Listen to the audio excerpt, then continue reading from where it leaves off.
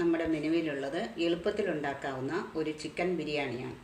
അതിനാവശ്യമായ സാധനങ്ങൾ: 1/2 kilo chicken ചെറുതായി കട്ട് ചെയ്തത്, 1/2 കിലോ ബസുമതി അരി, അത് നന്നായി കഴുകി വാല വെച്ച് നെയ്ക്കകത്തൊന്ന് ചൂടാക്കിയതാണ്. ഇങ്ങനെ ചൂടാക്കുന്നതിൻ്റെ കാരണം വെന്ത് കഴിയുമ്പോൾ ഒട്ടിപ്പിടിക്കാതിരിക്കാനാണ്. പിന്നെ ഒരു 5 സവാള കനം കുറച്ചരിഞ്ഞത്, പിന്നെ ഒരു 4 സവാള കനം കുറച്ചരിഞ്ഞ് ബ്രൗൺ നിറത്തിൽ വറുത്തെടുത്തത്. അടുത്തത് ആവശ്യമുള്ളത് 1 കപ്പ് തൈര്, ഒരു 5 തക്കാളി ചെറുതായിട്ടരിഞ്ഞത്, ആവശ്യത്തിന് ഉപ്പ്, 1 ടേബിൾ സ്പൂൺ വെളുത്തുള്ളി ചതച്ചത്, കുറച്ച് പുതിനയില, 1 കപ്പ് മല്ലിയില, 6 പച്ചമുളക് ചതച്ചത്, അടുത്തത് ഇഞ്ചി ചതച്ചത് ടേബിൾ സ്പൂൺ, മഞ്ഞൾ 1/2 teaspoon, garam masala 1 table spoon. അടുത്തതായി നമുക്ക് വേണ്ടത് എല്ലാം നെയ്യിൽ വറുത്തെടുത്തതാണ്. ഒരു 1/2 കപ്പ് കാഷ്നട്ട് നെയ്യിൽ വറുത്തത്, 1/2 കപ്പ് കിസ്മിസ് നെയ്യിൽ വറുത്തത്. ഇനിയും വേണ്ടത് 2 കഷ്ണം കറുവാപ്പട്ട, 3 ഏലക്ക, 3 ഗ്രാമ്പൂ, ഇതും നെയ്യിൽ വറുത്തതാണ്. ബിരിയാണിക്ക് വേണ്ടിയുള്ള ചോറാണ് ഇനിയും തയ്യാറാക്കുന്നത്. ഞാൻ ഇവിടെ എടുത്ത് വെച്ചിരിക്കുന്നത് 1/2 കിലോ ബസുമതി അരിയാണ്. അത് നെയ്യിലൊന്ന് ചൂടാക്കിയതാണ്. ഇത് എൻ്റെ അളവനുസരിച്ച് 2 സ്റ്റീൽ ഗ്ലാസ്സാണ്. ഇതിന് 4 സ്റ്റീൽ ഗ്ലാസ് വെള്ളം ഒഴിച്ച് നമുക്ക് കുക്കറിൽ വെക്കാം. അരി നമുക്ക് റൈസ് കുക്കറിലേക്ക് ഇടാം. 4 സ്റ്റീൽ ഗ്ലാസ് വെള്ളം അതിനോടൊപ്പം ഒഴിക്കാം. അരിക്ക് ഒരു ഫ്ലേവർ വരാൻ വേണ്ടി നെയ്യിൽ വറുത്ത ഗ്രാമ്പൂ, കറുവാപ്പട്ട, ഏലക്ക ഇതെല്ലാം ഇതിലേക്കിടാം. അതിനോടൊപ്പം ഉണങ്ങിയതോ പച്ചയോ ഒരു ബേ ലീഫ്, വഴനയില ഇതിലേക്ക് ഇടാം. പാകത്തിന് ഉപ്പിട്ട് നമുക്കിത് അടച്ചു വെച്ച് വേവിക്കാം.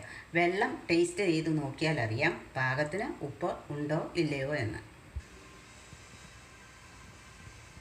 സ്റ്റൗ കത്തിച്ച് ചീനച്ചട്ടി അടുപ്പിൽ വെച്ചു. ഇനി നമുക്ക് ചിക്കനുള്ള മസാല തയ്യാറാക്കാം. അതിനായി 2 ടേബിൾ സ്പൂൺ നെയ്യും 2 ടേബിൾ സ്പൂൺ കോക്കനട്ട് ഓയിലും ഒഴിക്കുക.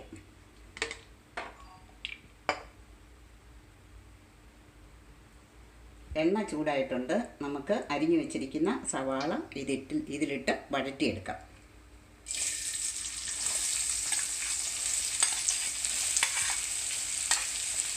എടുത്തു വെച്ചിരിക്കുന്ന ഉപ്പ് ഇതിലിട്ട് നമുക്ക് ഇളക്കാം. പെട്ടെന്ന് നമുക്ക് വരണ്ട് കിട്ടും.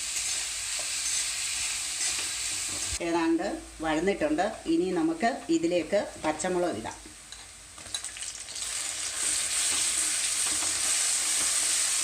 അതിൻ്റെ പിന്നാലെ ചതച്ച് വെച്ച ഇഞ്ചി ഇടാം.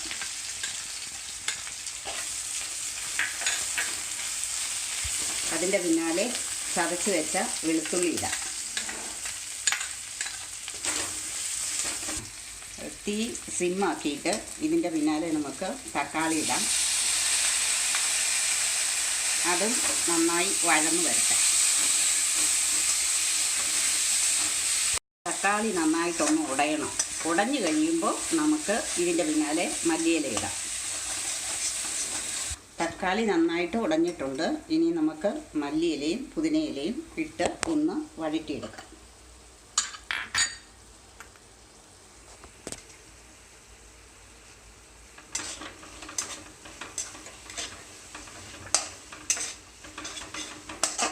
ലോ ഫ്ലെയിമിൽ ഇത് വരട്ടിയെടുക്കുക. തീ മീഡിയത്തിൽ വെച്ച് അതിൻ്റെ പിന്നാലെ മഞ്ഞളും ഗരം മസാലയും ഇട്ട് തൈര് ഒഴിക്കാം.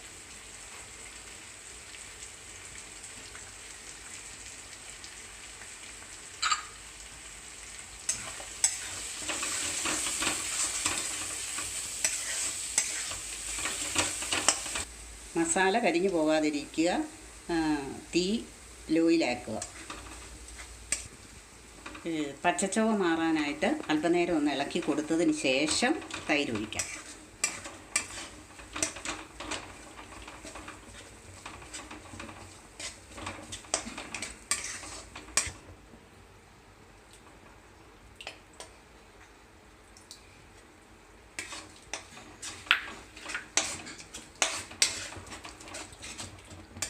നന്നായി ഇളക്കി മിക്സ് ചെയ്യാം.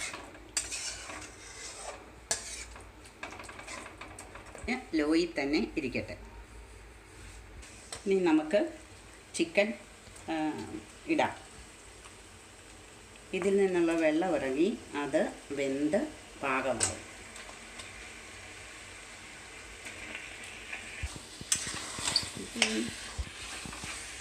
ഇത് നന്നായി ഇളക്കി അടച്ചു വെക്കുക. അത് കുക്കാവുകയും ചെയ്യും. അരപ്പെല്ലാം എല്ലായിടത്തും പിടിക്കുകയും ചെയ്യും. നമുക്ക് ചിക്കൻ അടച്ചു വയ്ക്കാം. ചിക്കൻ റെഡി ആയിക്കൊണ്ടിരിക്കുന്നു. നമുക്ക് അരി ഒന്ന് നോക്കാം.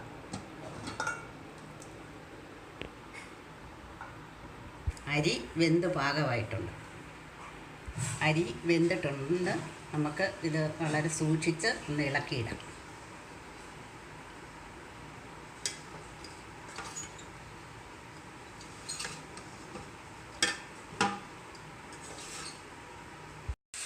അരക്കപ്പ് വെള്ളം കൂടെ നമുക്ക് ഒഴിച്ചു കൊടുത്ത് അടച്ചിട്ട് വേവിക്കാം.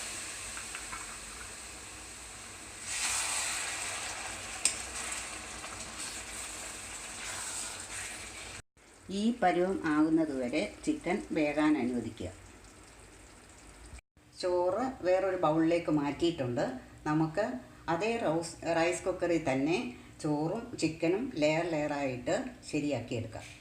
റൈസ് കുക്കറിലേക്ക് നമുക്കൊരല്പം നെയ്യ് ഒഴിച്ചു കൊടുക്കാം.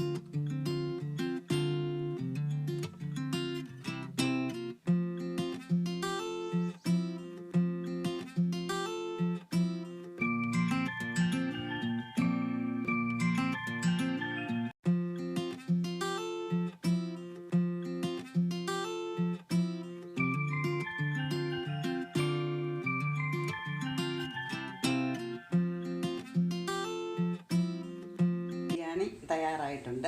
അച്ചാറും പപ്പടവും ബിരിയാണിക്ക് നല്ലൊരു കോമ്പിനേഷനാണ്.